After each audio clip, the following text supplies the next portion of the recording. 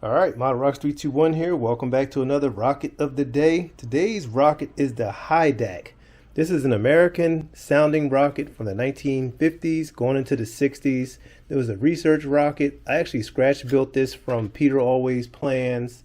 He had one of his books called Scale Bash, where you take existing kits and you pull the parts and you can build the HIDAC.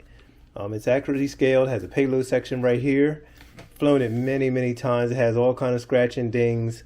I flew it in Jersey, Maryland. I flew it in Arizona a couple times here, but I'm going to get back to flying this one because it's one of my favorites. Like I said, it's all kind of beaten, banged up, has some personality on it now, but I always like that twirly roll pattern it has with those light blue fins. And that is what makes this today's rocket of the day. I'm going to get this out flying again, so you'll see some flights out of this guy coming up soon. And actually, it's pretty big. It's about 3 feet tall, so let me know what I can give you a more accurate measurement. Let's see, more like 2.5 probably.